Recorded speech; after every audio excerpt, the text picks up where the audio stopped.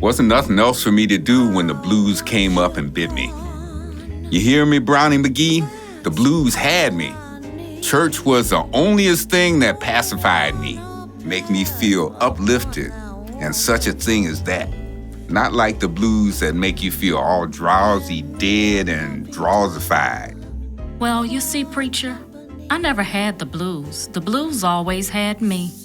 And that is what brought me to salvation. When you leave, don't let Montana hit you in the ass. Lucy was getting antsy. She wanted to get back to her new man. She talked about it incessantly. Rick misses me. He can't wait till I get home, honey. He said the cats miss me too. The first thing I'm gonna do is tear that man's clothes off. Paula liked that one. Ooh, girlfriend, let's get busy.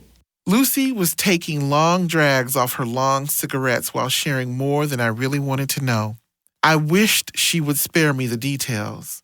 She laughed a smoker's laugh, a laugh followed by a hacking cough. We talked until it got dark. The light hung on until 9:30. Another road game I could play with myself was to see how many miles I could drive until the sun goes down.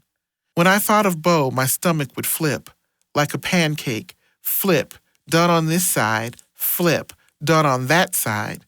The pancake thing hadn't happened since high school. What had me stumped was the fact that I hadn't found anything wrong with Bo. I was a perfectionist, which meant I was bound to be disappointed frequently, both by people and by life. Yet I knew my idealism, though it was unrealistic, was somehow infectious and tended to inspire others, lovers, friends, peers, because they wanted to see what I seemed to see when I would get that dreamy, faraway look in my eyes. The sky was dark blue and gray, the colors you can just make out before the day becomes night. Soon the night would be so dark it would look bottomless. I was alone, with the highway curving around and around, back and forth, up and down, slower and faster, matching the erratic rhythms of my heart. Oh, the roaring of the road, it loves to hunt me down. The last 3 gigs on our tour were party time. I was ready to quit, but I knew the last drink couldn't happen until I was done with the tour. Our next stop was the Blue Tiger Barbecue, which was owned by Mr. Partyman himself, Gregg Steinleiner. Gregg partied on special occasions, and he always had considered me a special occasion. We made each other laugh, feeding into each other's insatiable humor meter. A good friend of mine said that a Romanian would kill their grandfather for a good joke. Being a good Romanian gypsy, I couldn't deny it. We pulled into the parking lot of the barbecue. Lucy screamed, "Look!" She was pointing up at the marquee. It read, "Hurricane Lena is back in town." I was in big trouble. I prayed a silent prayer. Please, God, if you just let me get through this, I'll go join the Salvation Army and bang the tambourine on the street corners asking for donations. Just let me survive the next 3 days without too much damage. The people in the band were laughing through my silent vigil. They thought the sign was hilarious. Everybody wanted to let his or her down a little. We were in our home state now. All 9 of us had been on good behavior for a couple of days. That was enough of that. The rhythm of my life was in for another beat change. It was 1 o'clock in the morning when we pulled in and Gregg was behind the bar. He had been waiting all night for us, more specifically, for me. As soon as he saw me, we started in with each other. "Nice sign, Gregg. You know, I used to date a guy just like you, but he had a human head." Gregg looked at me with an "I call him like I see him" look. "Hey, babe, you got off easy. I was thinking of hanging a crutch up there next to your name. We all need them after you leave town." I remembered when a crippled local blues musician had come to play Gregg's club a couple of months before me. Gregg didn't bother to put his name on the marquee, just hung a crutch, exactly like the one the fella used. Gregg was the kind of guy that stayed up all night thinking of useless shit and anything was worth a laugh. I wonder if Gregg's grandfather was still alive. Gregg was pouring me a drink while we were talking. He never bothered to ask, just poured. When I came to town, he ordered extra Crown Royal. Though it was late, we started in on the first crown-shaped bottle. I asked, even though I knew the answer. So where are we going after shutting down this shiny toilet? Your house? He nodded. Gregg's round stomach made it difficult for him to bend over. His stringy blonde hair hung down, partially covering his face as he had a dollar bill rolled up, one end halfway up his nose, the other end scooting along a mirror sucking up cocaine.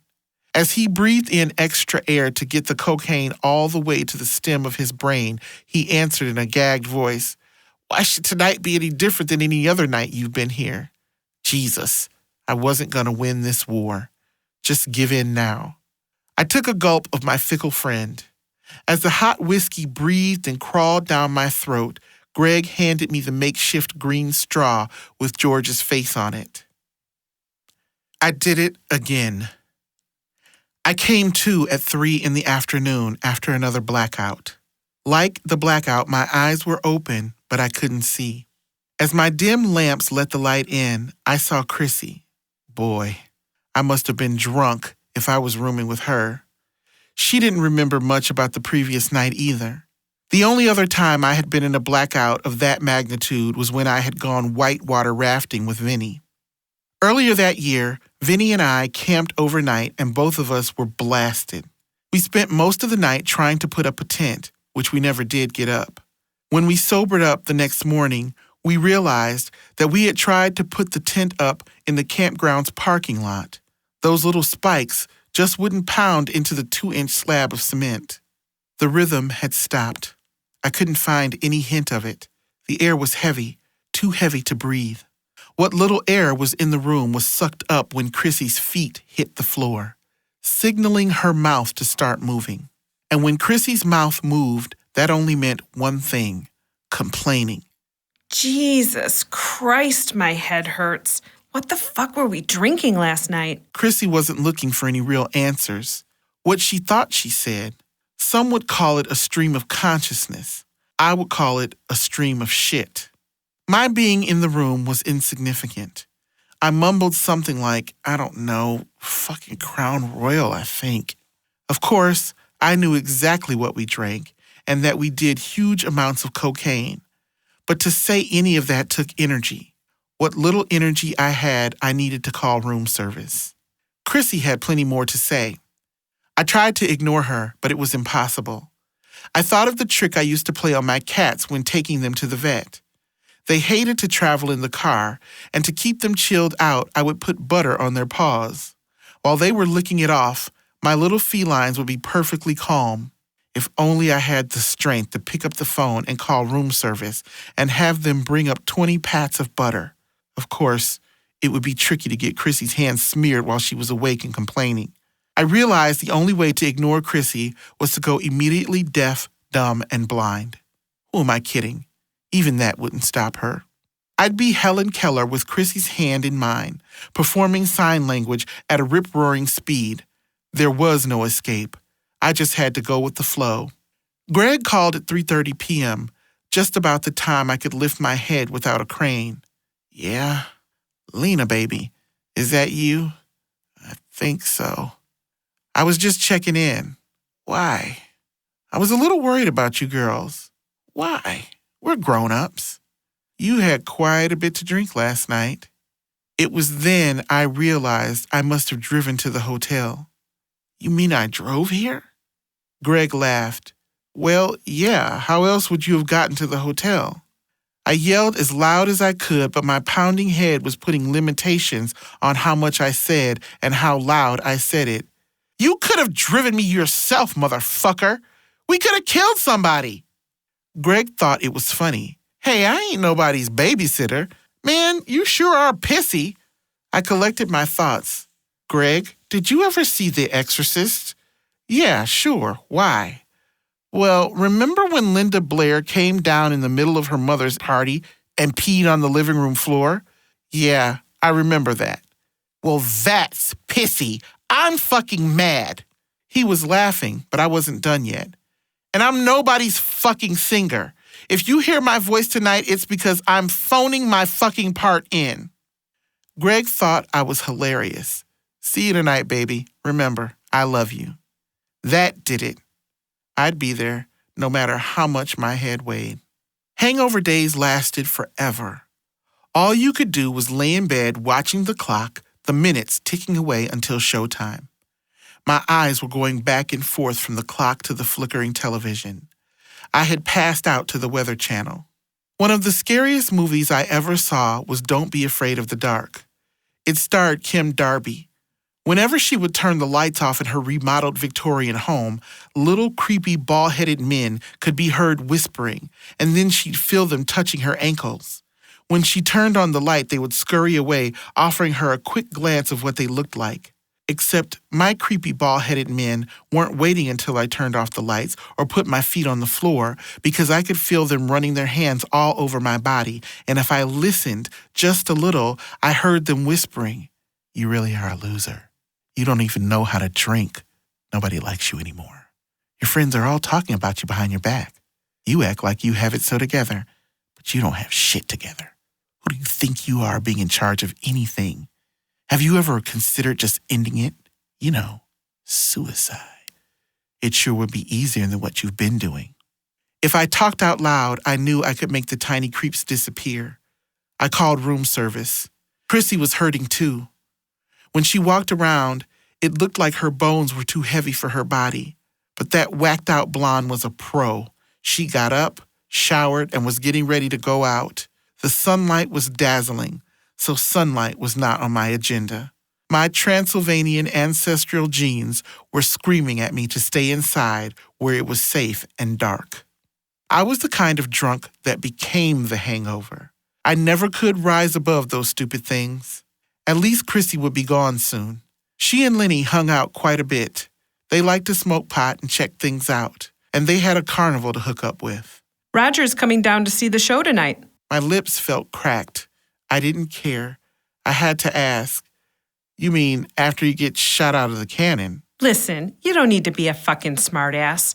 You haven't seen his work yet. He's amazing. I'm sorry, Chrissy, but isn't his head a little flat on top? I mean, how many times can you be shot out of a cannon and be okay? At least I meet interesting people. And he's fucking gorgeous. You should see him in a stage uniform. Well, you would just fucking die. My head hurt, and the only thing making it feel better was to pick on Chrissy. Chrissy, listen to yourself. You are sleeping with a guy that gets shot out of a cannon in a two-bit carnival who you met in North Dakota. You need to get a grip. I'm fucking out of here. My head could have done without the door slamming. The Blue Tiger was the epitome of Vinny's descriptive shiny toilet. The floors were wood and rotting. They were so bad you couldn't wear high heels because the spike would sink in where the wood slats had rotted through.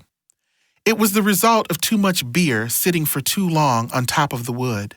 The rest of the joint was made up of wood that had seen better days. The bar, walls, tables, and chairs. The back walls were covered with handwritten posters advertising everything from the barbecue special to upcoming bands and groups that played over 2 years ago. The handmade advertisements came down when they fell down. Anyone who came through Spokane playing blues ended up on that stage. Most places in Washington are not very hip when it comes to the blues. In other states I've played, the crowds were more sophisticated. They knew the artists, tunes, and words that go with them. The Spokane audiences understood the importance of paying attention and came to hear the music, unlike most clubs in Washington. Most places I played, the people were there because it was a good hang or a place to meet someone. The music was an afterthought. The Blue Tiger was an anomaly. These people were ready, so pull out all your real good stuff because we love the blues, and besides, there ain't much to do in this town and we need to be entertained as soon as you plug your shit in. No problem. That's what they pay us the shit money for. Entertain was just what we did. All of us were sweating. Lucy was strutting. Paula was stripping. Chrissy was screaming. I was kicking. Lenny was commanding. Nena was flirting while strolling. The band had the cushion.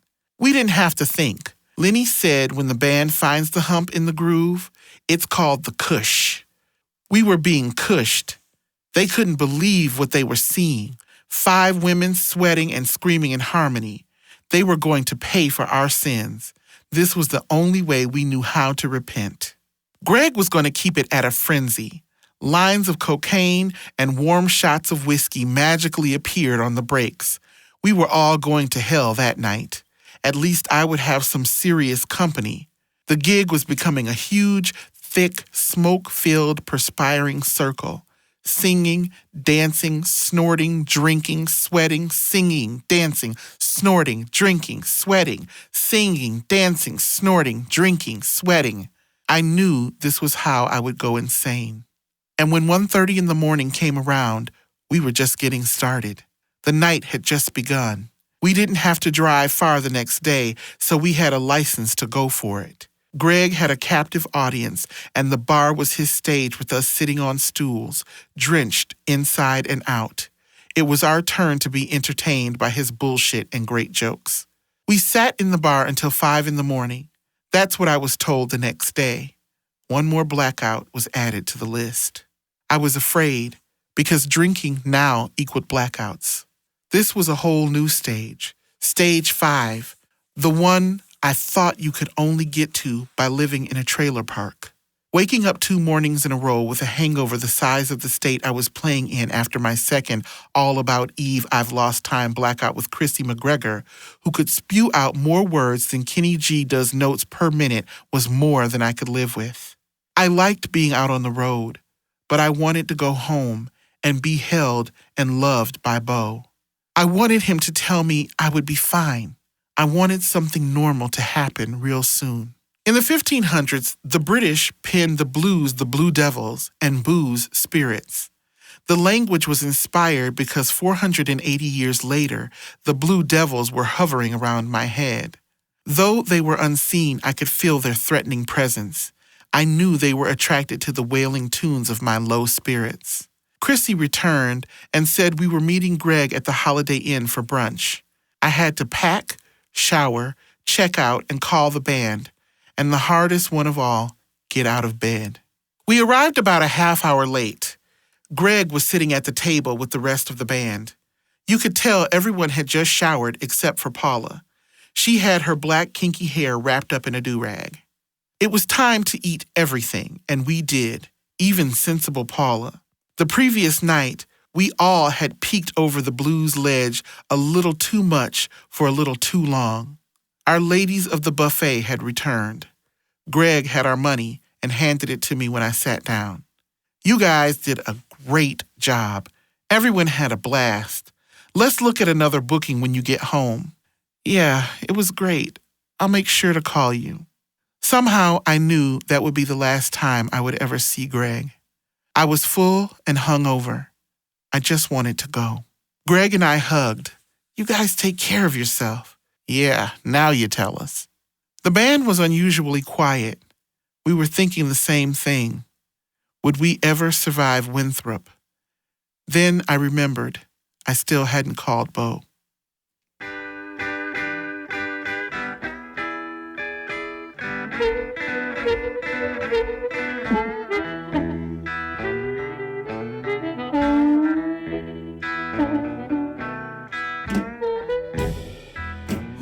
The Lord gave you a gift, Henry Townsend.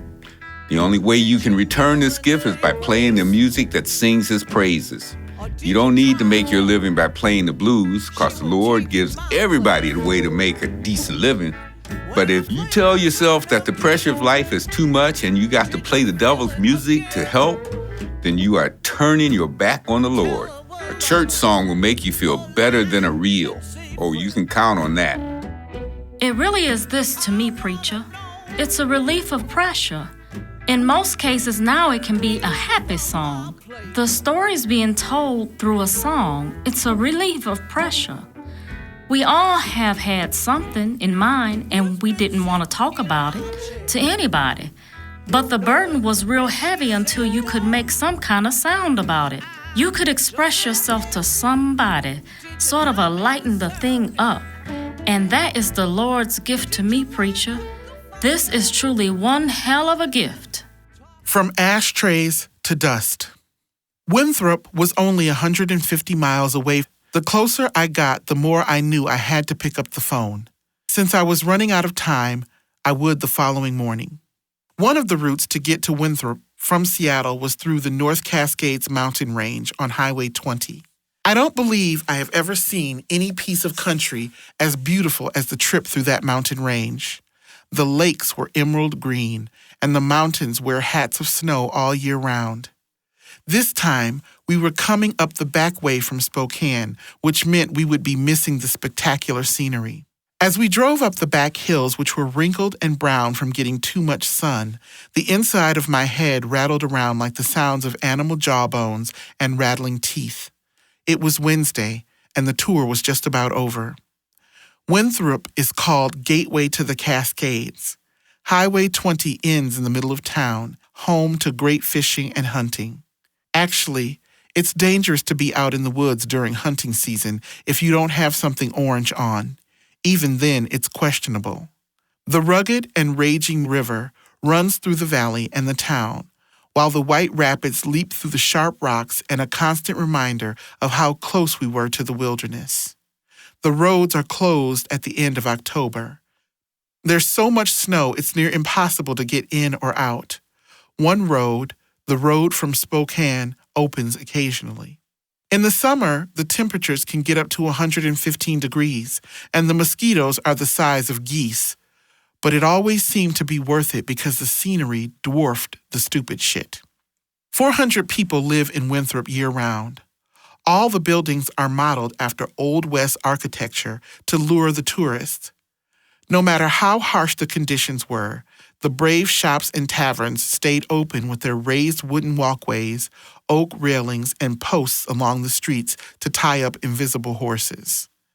Winthrop had plenty of taverns for a town its size, 4 of them, and they all did a screaming business like any other outpost where people didn't fit in much. These are the kind of people who don't play by the rules and don't like most other people.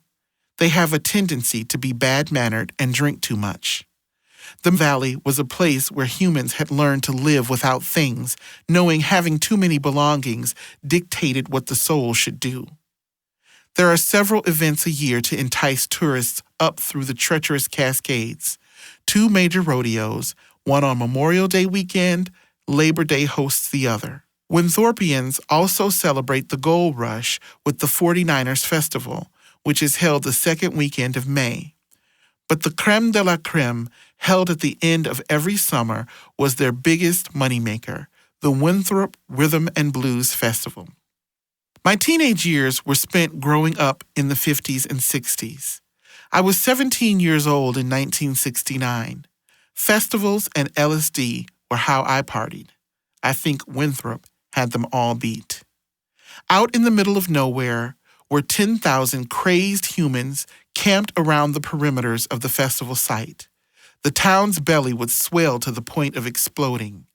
Camped side by side were deadheads, bikers, blues fans, yuppies, and granola heads. They were all in Winthrop to party. Oh yeah, and to listen to the blues too. The blues check-in point was the Palace. The head cheese was Big Slim. He owned the Palace and was the father of the Blues Festival. Big Slim talked the town into the event by pitching how much extra money they would all stand to make. Big Slim liked to make a buck as much as anyone else, but his motives weren't about the money. He was also looking for a weekend of fun. Slim was a California transplant. He loved the kind of action that goes on for days and makes your blood boil till your skin is ready to pop while surfing the 20-foot white wave of excitement. He was a 6-foot 6-inch man with a flushed face and an appetite for big fun. Slim's wet blonde mass of hair went along with his gray blonde beard and dancing blue eyes that were always darting around, looking for the next fun moment worth hooking on to.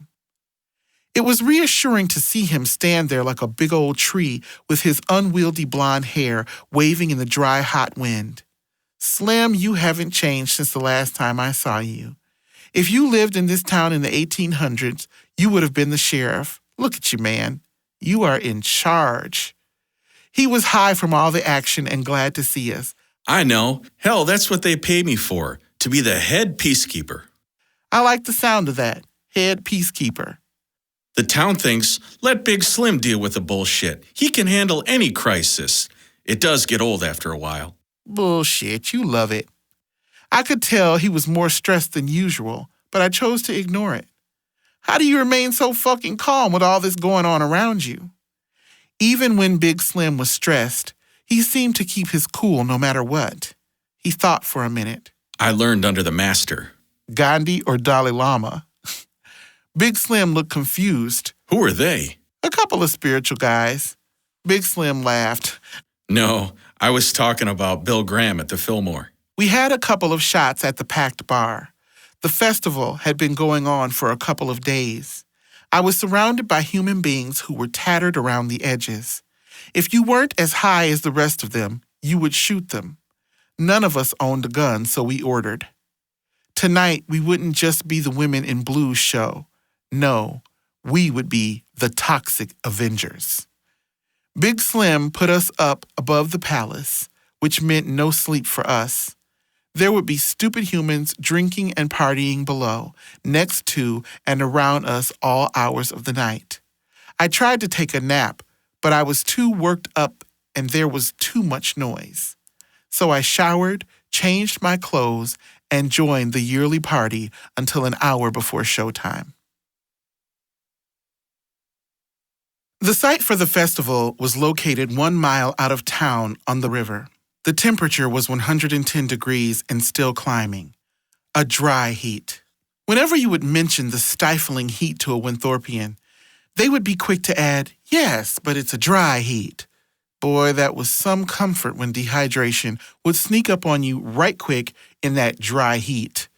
I drank 2 gallons of water the day I was there and only pissed once. The liquids evaporated out of my pores like dry ice into the arid heat. Driving onto the festival site was a bit like revisiting the fall of the Roman Empire. People were half naked and all fucked up. The crowd was made up of patrons who looked like they had fallen to the sidelines of society, free of the rules of civilization, outlaws and renegades. Like us, these irresponsible-looking people helped to create the blues. At the moment, all 9 of us were relatively straight because we had to perform. We were in Rome, but couldn't do like the Romans do. Yet. While approaching the stage area, I had an epiphany. I began to realize how the insanity had become a normal way to live. If that's all you know, then how can you know it can be any different?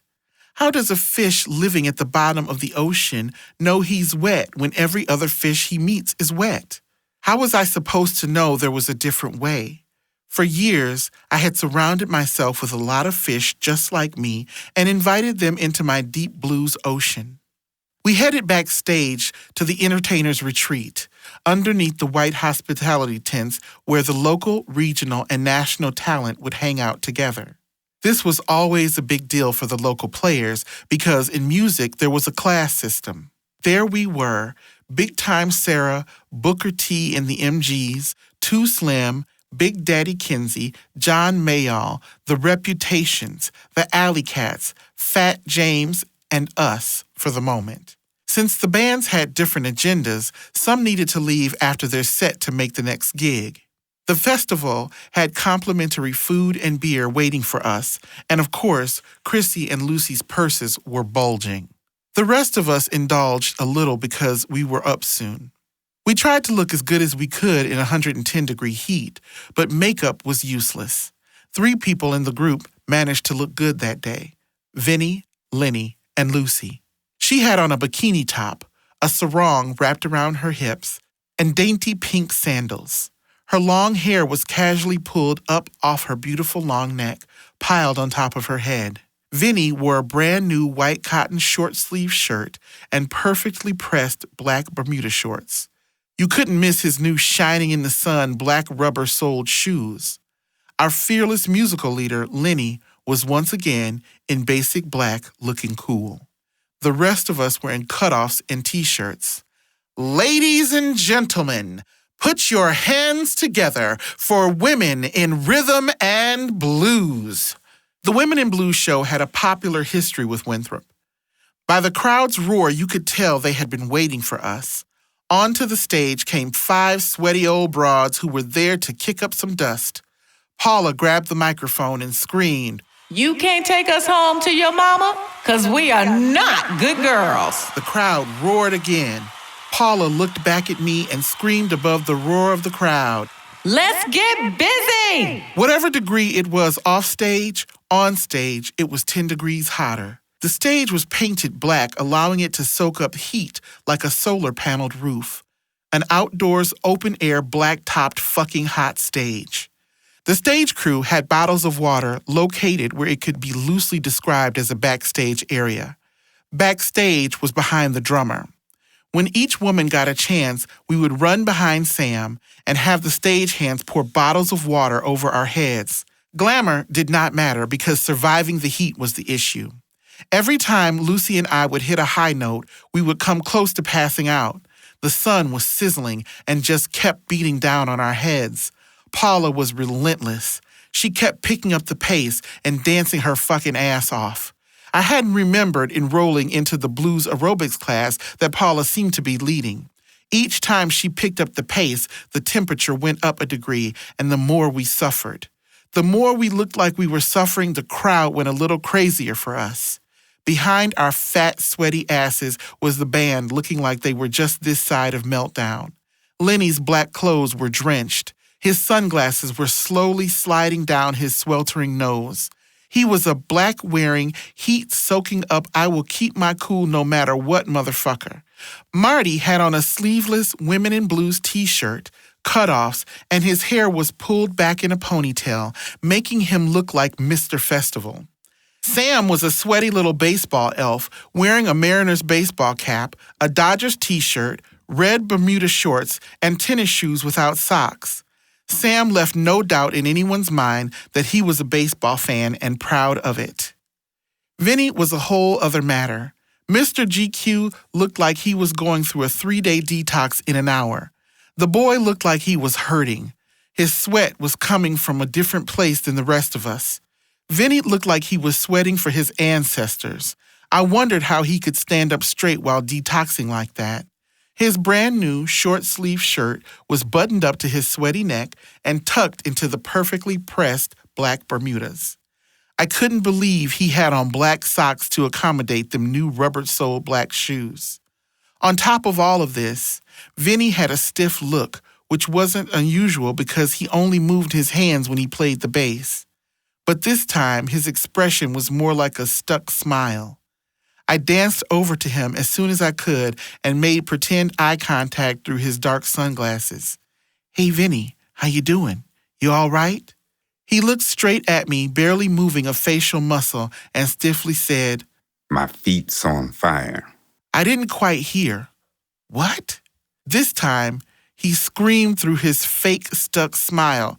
My feet's on fire. I started to laugh. I almost pissed my pants. Vinny's brand new designer shoes with rubber soles were now big old heat conductors. I should have told him not to worry. It was a dry heat. When you are on the road like we were, playing, traveling, and living together, it pushed the music into a different arena. You can practice all you want and play the gigs around your hometown, but road life does put a special fire in your music. The feeling is an uncomfortable edge of desperation. I thought of the women blues singers in the early 1900s. Most of them were black, traveling through the segregated South in cars on bad dirt roads for lousy pay. They would play the smoke-filled bars in Chicago, to the muddy old swamps of the Louisiana bayous, on to the Mississippi cotton fields. The hardships of the road were what the people heard when these women played their music for them. It was their voices that could carry all the way down to the listener's sleepy soul and make him scream out loud. Not much had changed. Winthrop was the second to last gig on the road trip. We needed to give it everything we had. We wanted to go home tired as proof that we had worked hard. We women knew what us old broads brought to it was exactly what we got out of it.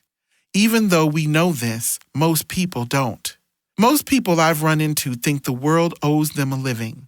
Some base this opinion on their looks and others on their talent. I've played with many talented musicians who are under this illusion, and man, are they a drag to play with. I want to shake them and scream into their spoiled brat little faces. Of course it's supposed to be hard, you idiot. It's hard work. Chrissy was singing a ballad she had just dedicated to her boyfriend. I had never heard her sing better. I stood there and watched. I felt something wet running down my face and then realized the wetness came from my tears. The tune was, I'd rather go blind than watch you walk away from me. The combination of Chrissy's voice and my heart, which I could no longer control, made it impossible for me to stop the tears. Those damn tears were loud and clear, spelling out Beau's name. I was starving for love, his love. Oh God, she could sing. She was grabbing onto those high notes as if Roger were attached to each one of them. There was never a doubt that Chrissy would hit the note she was going for as her tiny body shivered while she pushed all of the sound out. Our backup vocals only increased the effect. We meant it because Chrissy meant it. We meant it because the crowd needed us to. We meant it because we didn't know any other way. When Chrissy was finished with the song, the sound from the audience was like nothing I had ever heard before. The cheering was so loud it was beyond any prior reference. My ears and body couldn't quite comprehend it, as if I was standing in the middle of a hurricane and I couldn't move or think except for the screaming wind in my ears. It took me a minute to collect myself and introduce Nena. Nena had on spandex shorts and a bright yellow t-shirt. Her alien sunglasses were on below the plastic sun visor. Nena never sat in the hated sun. She was constantly creaming, keeping her skin from ever seeing a wrinkle. She had her eye on one of the stage hands, focusing on him while she sang one of her filthy but funny songs. It looked like a possible slug-love connection. If needed, I would do whatever I could to make that connection happen. Paula never forgot what she had come to do. Paula knew about the connection between the musician and the listener. Girlfriend would show you it was absolutely the same between the drummer and the voodoo dancer way back in Africa. Paula would allow people to see and feel how far we haven't come by dancing the dance because the dance she performed had a will of its own. We were hot, and I was melting and didn't care. I grabbed the microphone. It was time for me to command the end of the set and close the show. My notes rode the moving waves of heat as I sang with a defiant sound. The crowd was way past thinking what they saw because the priority had become what their bodies heard had to be responded to. The potency of the beat reminded them of the rhythm we all had once before it had been forgotten. Our Christian ancestors despised the body, and I was going to display how wrong they were. I was going to unfold exactly how far it was between our feelings and our thoughts. We would all discover together how good being sacrilegious was going to feel. The music we sing has vision because its energy transcends what we think into what we feel. As we sinners bathed in the sun and the love of 3 encores, the only thing for us to do now was to look for a match that would once again light the fuse attached to our rockets. I had gathered pieces from the past, the present, and worries about the future and created my own monster. My head belonged to someone else because when I looked in the mirror, I didn't recognize myself anymore. If I could just undo those 2 bolts on the side of my neck and find a new head, one that had a familiar look to it, I would be able to stop screaming inside. Just like Dr. Frankenstein's creation, the monster had taken on a life of its own and was out terrorizing the countryside. I was in Winthrop, and the little girl I almost drowned was me. Did you line up the fire and then talk to her sweet, asking her if she's tired? Well, I dreamed I was in heaven sitting down on a throne. when I woke up, I just laid there real still and prayed to my master that I would do his will. Jesus told me a long time ago that whosoever I go, I won't have to make this journey all alone. I've got a telephone in my bosom. I can ring him up from my heart. I can call him on the air and down on my knees in prayer because I don't have to make this journey all alone. No reason to have the blues because you is never alone. The blues is something that you have to play coming from your heart. And blues have been going on for centuries and a day. And the blues was written years and centuries ago. They was always here. It always have been and always will be the big connecting juice making me never be lonely. I got my King Jesus in my blues and I is never alone. That is why Boogie Woogie Red play the blues. I've seen better heads on a hammer. We were still re-entering, like Chrissy's new boyfriend, only our re-entry would take hours. The party moved upstairs, where we were supposed to be sleeping. The rooms above the palace were dumpy. Bare light bulbs were attached to a chewed wire that hung from the ceiling, exposing the walls with dirty pale pink paint showing through the single coat of green that had been painted over it. There were several beds in one room.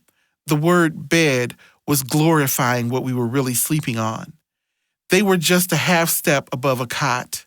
The sheets and blankets were a concern because I knew Willie was in charge of the bedding and he didn't seem to have much time for that sort of thing.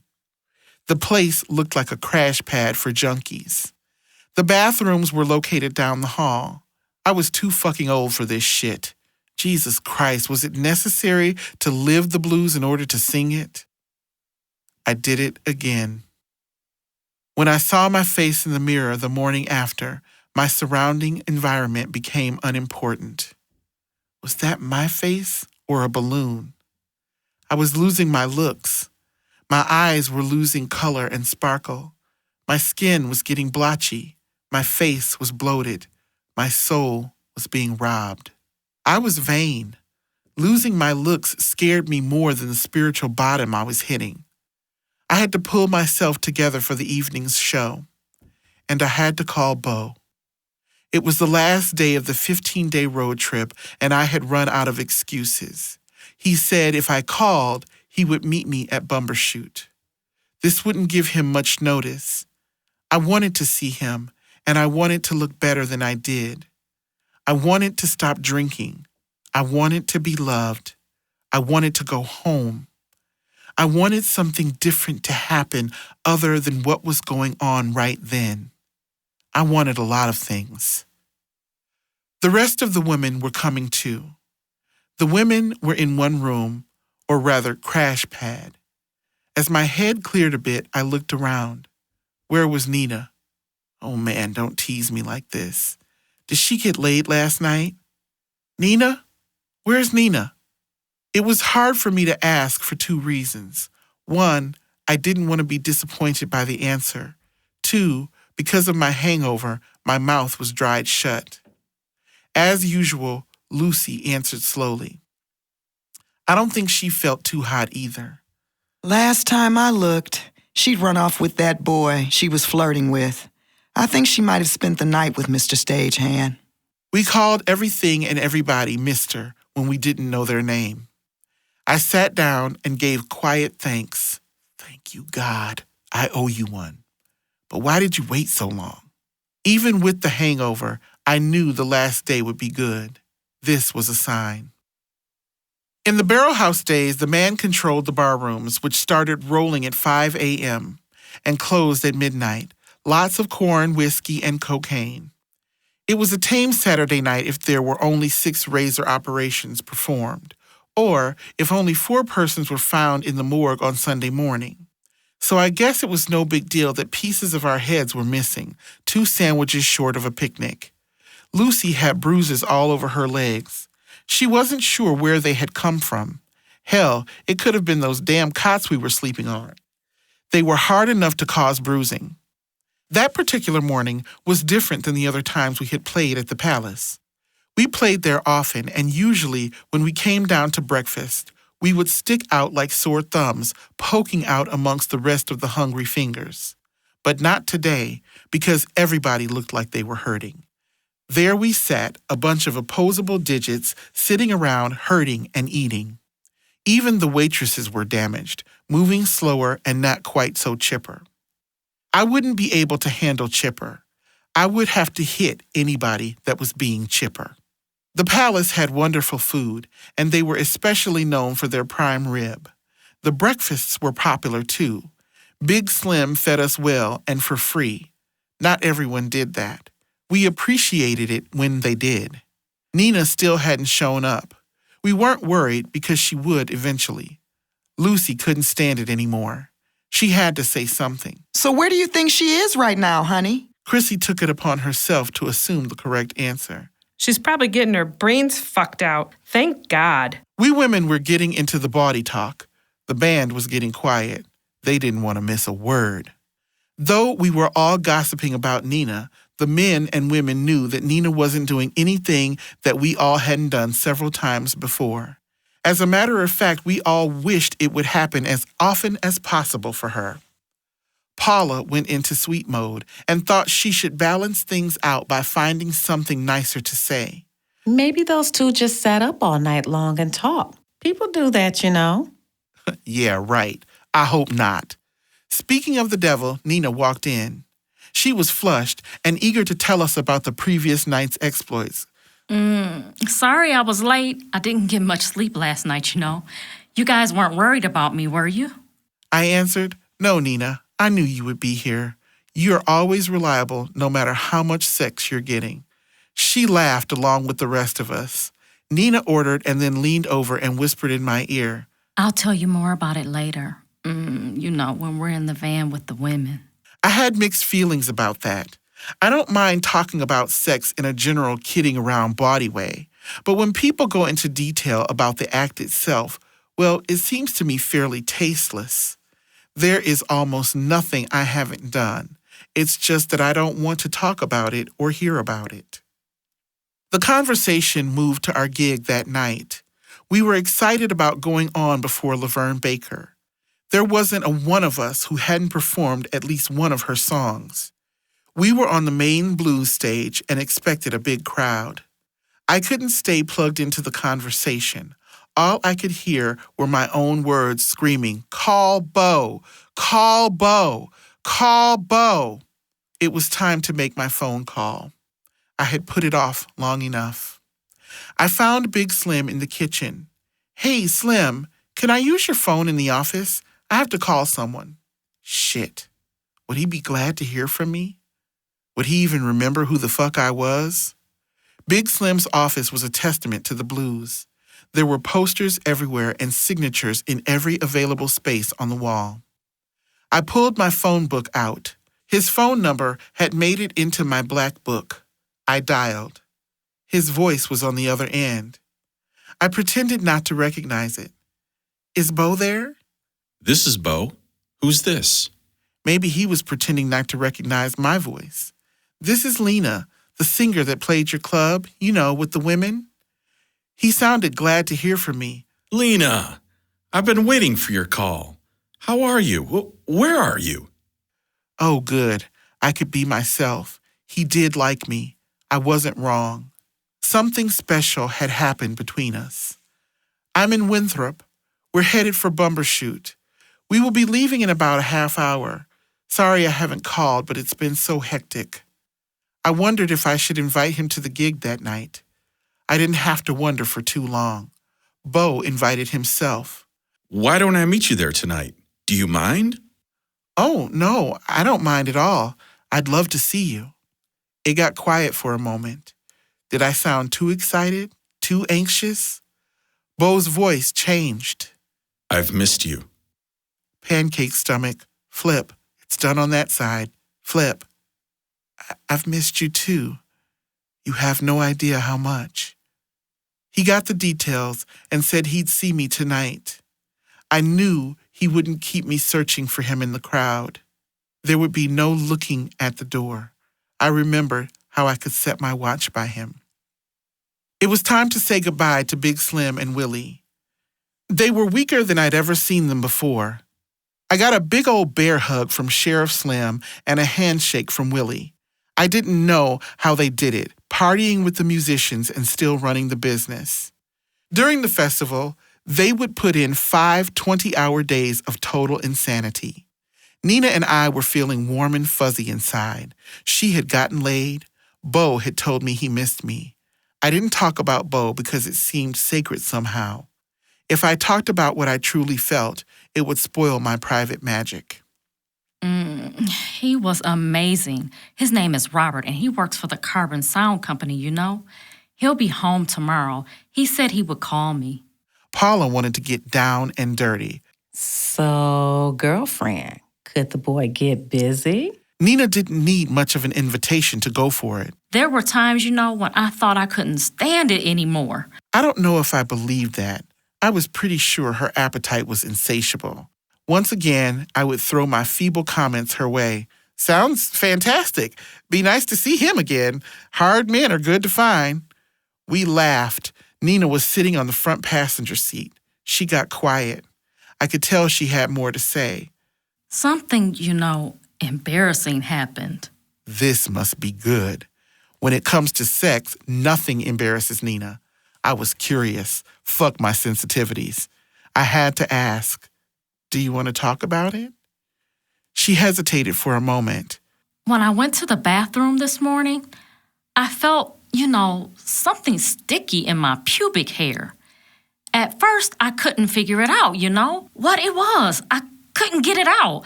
Then I realized what it was. Anything serious? No, it was just his gum. It must have, you know, fell out of his mouth. All of us started to scream. Now this was funny. As a matter of fact, we laughed through the entire Mythal Valley stretch.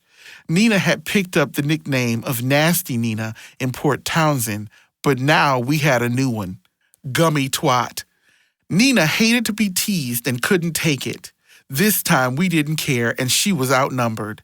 This was information that transcended all the rules. The name stuck like gum. The rhythm was good. Left a scent on my pillow. Smell of what perfume is. Whoa, did you hold it closer? My mother taught me from the Bible, sent me to Sunday school. Now she's gone and left me. And I don't want to break my mother's rules, so I just get down on my knees and talk to Jesus till I'm pleased. I just pray and say, help me, Father, please stand by me. I say to Jesus, when you see me coming, please don't close your door because I'm a motherless child and I don't have nowhere to go. And when I'm done praying, I know the Lord will take care of me. There is no room for the blues because the good Lord will take good care of me. I don't know about all that.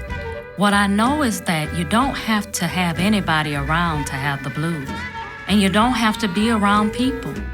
You be alone to yourself, time to think about the mistakes you have made in life, the money, everything. That's what you call the blues. Somehow the blues becomes the spiritual sustenance that you be talking about. The blues is the mother and the father, and I play all up for that Holy Ghost. Over the mountains, through the woods, to Bumbershoot we go. Once again, the scenery was in tune with the mood inside of the van. We liked each other again, and we were looking forward to the ride home. It was a 4-hour drive if you knew the shortcut. Our eyes and souls would be treated to the North Cascades. We would drive through the Mythal Valley for an hour. It was about 50 miles before the mountains became a force to respect and be reckoned with. The drive was tricky, and because I had driven it many times, it was all the more reason to be careful. Being cocky held no place on those curves. We had mixed feelings about Bumbershoot. Most musicians would tell you the exposure is worth the festival's rude treatment of the local players. My usual response to someone telling me it's good exposure is, I've had plenty of exposure. I need to make money. If I want more exposure, I'll find a big crowd and drop my drawers in the middle of it. What I need to keep going are more money and/or respect. I'm not usually interested in local exposure.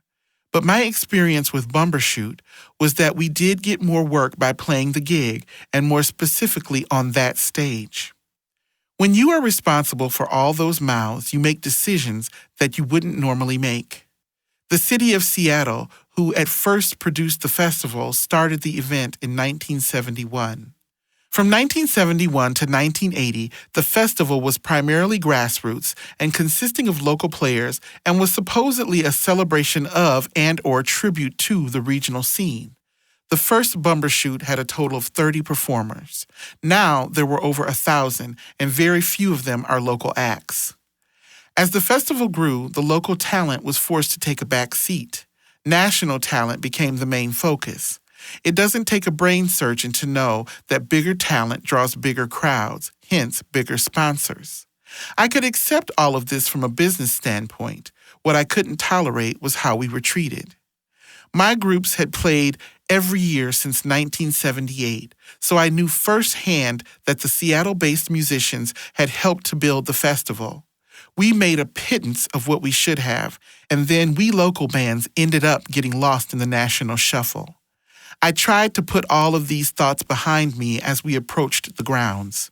We had our Xerox festival maps out and saw there were 20 different routes to the grounds. Each band was given a map, which designated the closest entrance to the stage we were playing. This sounds easy enough, but the festival is huge. Close to 250,000 people show up for the weekend, so it's a tedious journey from gate to stage. And how I loved that short jaunt behind the security people with walkie-talkies in hand as they walked us through the crowd shouting, "Make way! Entertainers coming through!" I would just feel a little special riding through the waves of people parting like the Red Sea, high above them in our road-weary ships as they peered in to see who we might be.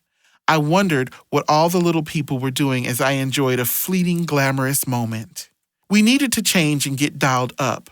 Struggling to get ready in the van was something we knew how to do, but I tried to avoid it whenever I could. We had been in the van for 4 hours and we needed to stretch and relax somewhere. No sooner did we pull into our allotted parking places than Chrissy and Lucy jumped out of the vans, heading for the stage manager, looking for a place to change. I smelled trouble. They hadn't learned that important road lesson of not having any expectations. The two of them knew there probably wouldn't be anywhere to change, but they were going to press the issue. I remember being on the road in Texas somewhere. We had stopped at some greasy spoon. On the wall was a sign reading, "If you are not happy with the service, food, or atmosphere, then lower your expectations." Year in and year out, we would have the same fight, and then there would be days of complaining about the incident. Lucy and Chrissy's expectations were not low enough. I watched from a distance. Severe brain damage couldn't have kept me from seeing what was going down. Lucy and Chrissy found the stage manager as if he were a huge magnet and they were little flecks of metal. I could see them handling him with soft kid gloves that had thorns sticking out of them. He was pointing at a blue box. I knew he meant for them to change in it. This blue box was a temporary structure, which had been constructed to hold mops, brooms, buckets, and some cleaning supplies. I could hear Chrissy screeching like only she could. A blue box? We won't be doing that. Jesus, what the fuck is wrong with you people? Do you know who we are? This was a dangerous question to ask anybody in the entertainment business. An empty gun waiting to be loaded. Some of the answers I've heard to that question over the years I've been in the business have cut down egos right quick. One example was, when puffed up with self-importance, I asked a file booking agent, "Do you know who I am?" He replied quickly, Yeah, didn't you used to be somebody important? Another example I had read in a magazine. John Lennon was running around in a bar in a drunken state with a Kotex on his head. When the waitress asked him to leave, he asked, "Do you know who I am?" She answered, "Yeah, you're the asshole with a Kotex on your head." The stage manager had restraint. He used the standard Northwest reply. I'm just following orders. These just following orders answers concerned me. When Adolf Eichmann, one of Hitler's boys, the commander of Auschwitz, was asked about his participation in heinous war crimes, he answered, "I was just following orders." What was particularly sad about the scenario is that directly across from the blue box, a luxury trailer had been set up for the national talent. But the blue box was a fabulous reason for Lucy and Chrissy to drink after the show. They had brought enough of their own to steady themselves before their performance. The more nervous the women were before a gig, the more they complained, except for Paula. She would walk around, funneling her nervousness into more control. Out of desperation, I learned to develop Teflon brain, allowing nothing to stick, but I got nervous too, and sometimes my Teflon could be scraped and scratched by complaints like small mental metal spatulas. This would be one of those days. I can't believe there's nowhere to change. Scrape? You would think these fuckers would learn to treat us with a little respect, honey. Scrape? Why did you, even book this fucking dump? Scrape?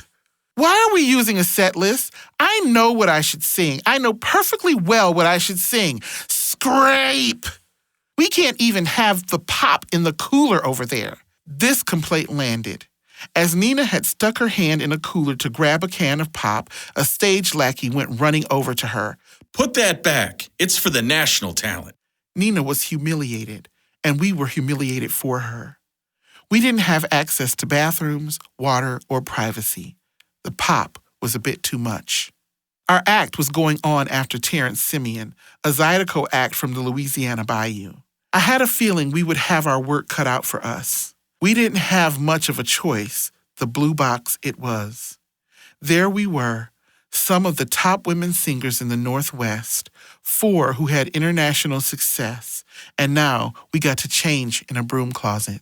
Don't get me wrong. I didn't think we should be treated special just because we were singers, but I wouldn't have asked the janitor who used the mops and brooms to change in there. Chrissy and Lucy had a constant stream of complaints moving under their breath. Every third or fourth word that came out of their mouths was fuck or had the word blue attached to it. He can kiss my fucking blue ass. That one was from Chrissy. Lucy would wait for her to finish so she could deliver hers. I'll show him a blue box, honey. I got a blue box for his ass. It was hard for me to stay upset about anything since Bo was going to be there soon. I wanted to look real good, and I had no idea if I did. We had to use the mirrors from our compacts or rely and trust each other's opinions to know how we looked. We could do the latter with confidence, since when it came to our appearance, each woman was brutally honest. Lucy's dress was so tight, it reminded me of a tube of toothpaste, the tube rolling up at the bottom, pushing its paste out of the top. This was Lucy's way of getting even. I'll give these motherfuckers something to look at, honey. Paula was outdoing herself. Outlandish was her middle name. Even the barrette in her hair had sequins. And then the healing started.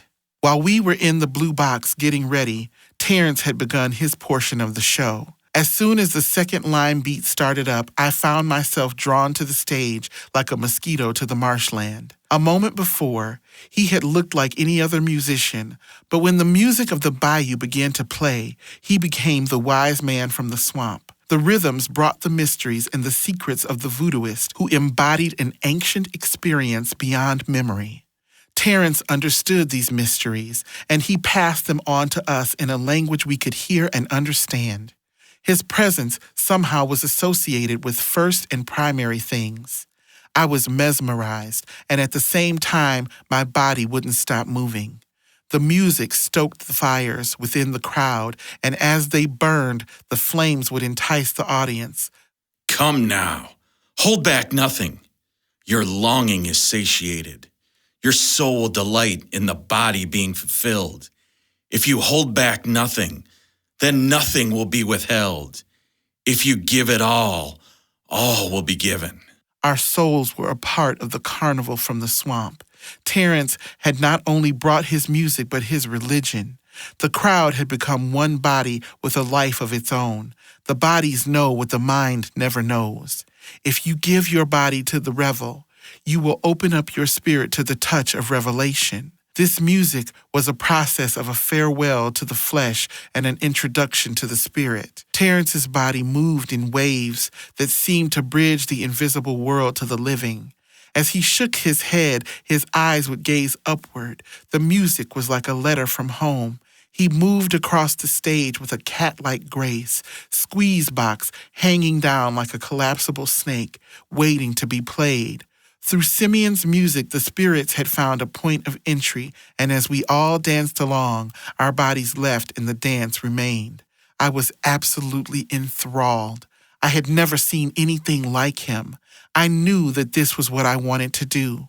I realized for the first time after 20 years what music was really about. We were there to inspire. He had finished to the roar of the crowd, and now it was our turn.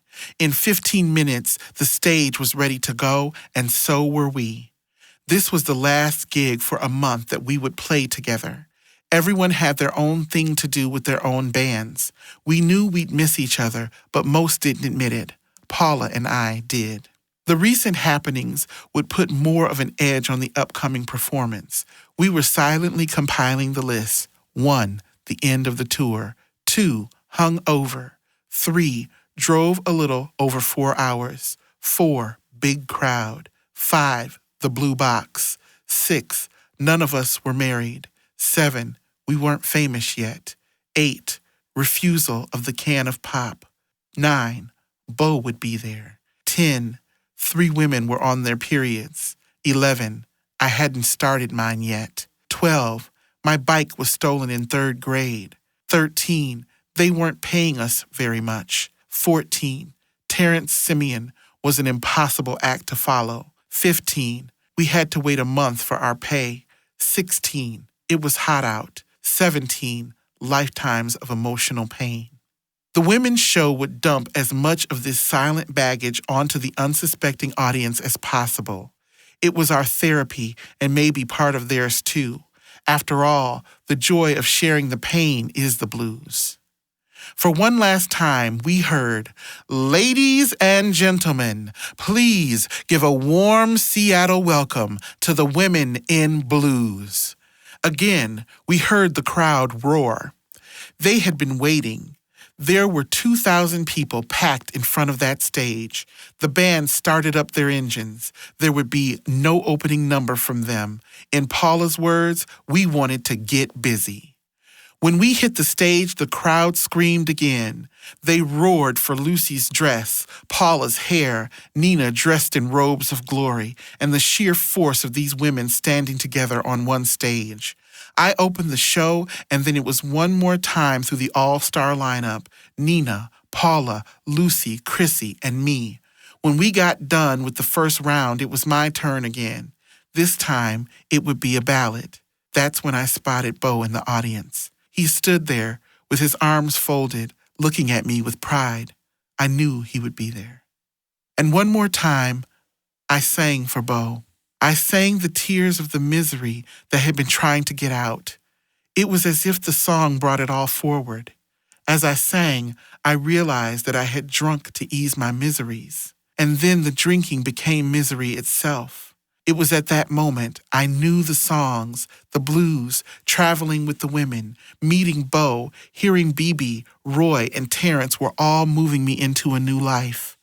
The nature I had been a part of was so alive, it had breathed life into my dead soul.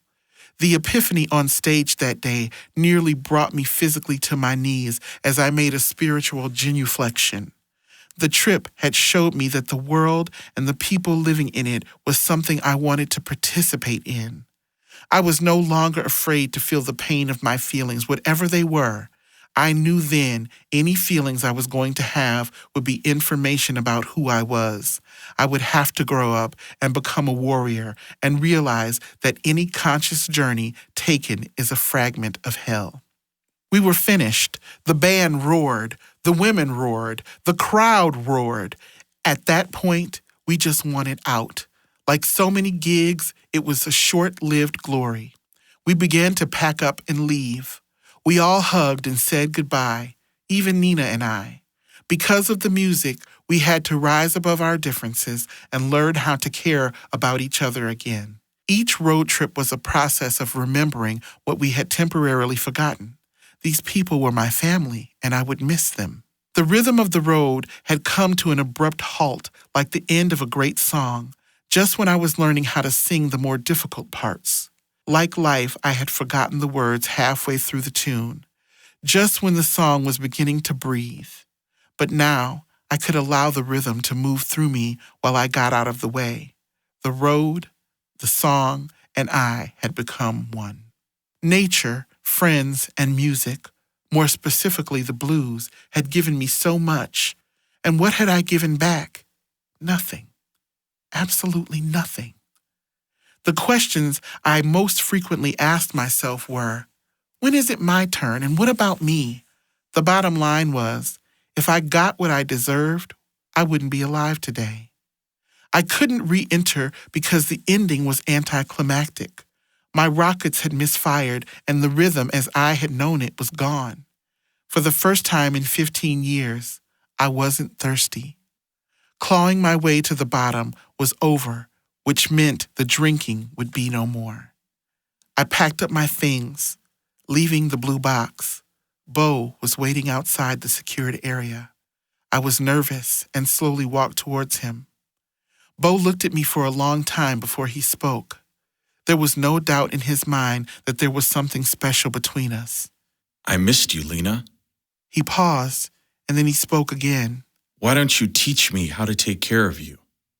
I was overwhelmed by what I could see in his eyes. There was no doubt in my usually doubting mind. Bo was in love with me. Teaching Bo to care for me would mean I would have to get to know myself. Knowing myself is what would change my life, but you don't get to know yourself until it is time for life to change. And maybe it was time. Realizing Bo was falling in love with me, I fought back the tears. Oh, God, I don't have a fucking clue, so how the hell am I supposed to tell you? A smile gradually crossed Bo's face, and then his gaze became even steadier as he spoke. We can learn together. Bo kissed me as the tears ran down my face. In the background, you could hear the announcement from the stage. Ladies and gentlemen, let's hear it one more time for the women in blues. The crowd screamed.